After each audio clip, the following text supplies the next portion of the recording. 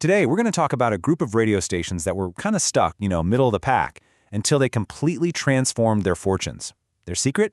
Well, it's pretty simple, actually. They stopped guessing what their audience wanted to hear, and they started listening. It's a fair question, right?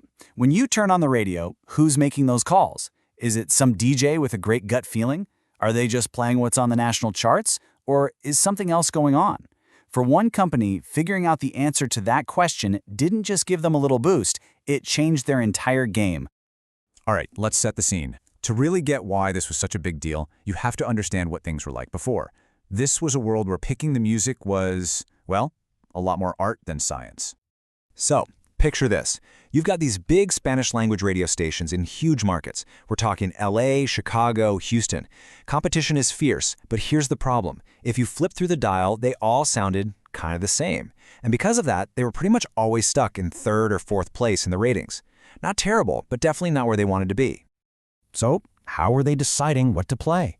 Well, the old way was all about instinct. It was the programmer's gut feeling. Or they just look at what the #1 station was doing and copy them. They checked the national charts. It was basically a big cycle of trial and error, just throwing stuff at the wall and hoping it would stick. The whole data side of things? Yeah, that was a blank slate, but it was about to change everything. And this approach had some serious consequences. When you're just guessing, you end up being inconsistent. The stations couldn't really build a solid identity. And even worse, they were starting to lose touch with what their audience actually wanted. That disconnect hits you right in the ratings, which, of course, hits you right in the advertising dollars. And this is where things get really interesting. This is the turning point. Facing all these issues, the company knew they needed a huge shift in their strategy. It was time to stop guessing and finally start listening to the data. So their solution came from a service called Monitor Latino. You can think of it as their new strategic toolkit. They use these specific tools, like Perfect List and AirCheck, and the goal was incredibly clear. Replace all that guesswork and gut feeling with cold, hard data about what their specific audience in their specific city wanted to listen to. And this new process was super methodical. First, they ran these massive music surveys. We're talking testing over 2,500 songs with each station's unique audience. Then, every single week, they'd test the top 100 current songs. The key here is that playlists were no longer based on some programmer's assumption. They were a direct result of real-time feedback from the listeners themselves. But, and this is a big but, it wasn't an easy switch. At first, there was total pushback. I mean, think about it. The programmers, the on-air talent, they were used to being the tastemakers. As one of them put it, they really thought they knew what was best. This new system felt like it was taking away their creativity, their control. And yet, the data was telling a story that you just couldn't argue with. Digital platforms had already shown that people's tastes were way more diverse than what radio was giving them.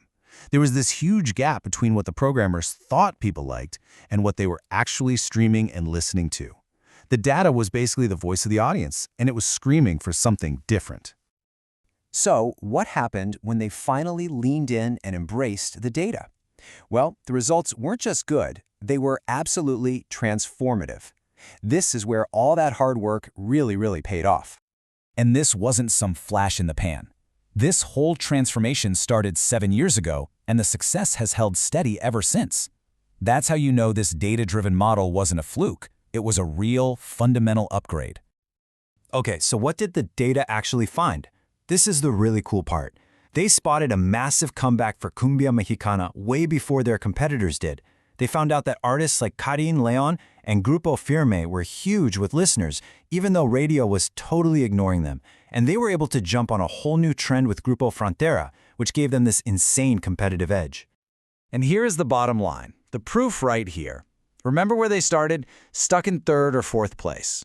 After they put this new system in place, those same stations consistently shot up into the top 2 spots in their markets.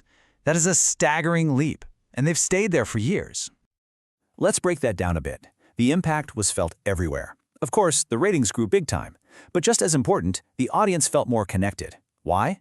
Because for the first time, the listeners were basically the music directors. This gave the stations a fresher sound, a real identity, and it totally set them apart from everyone else on the dial. So after 7 years with this new way of doing things, what's the final takeaway? What did the people on the inside, the ones who went through this whole change, actually learn from it? This quote from a programming director really says it all. The same people who were so resistant at the beginning now say they can't imagine doing their job without these tools.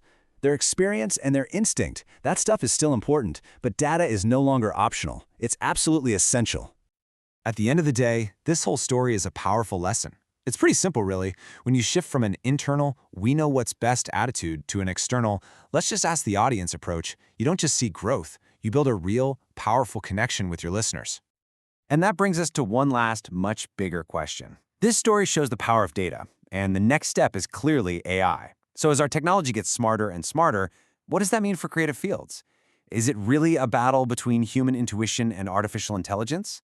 Or is the real victory in finding that perfect sweet spot where they can work together? Definitely something to think about. Thanks for tuning in.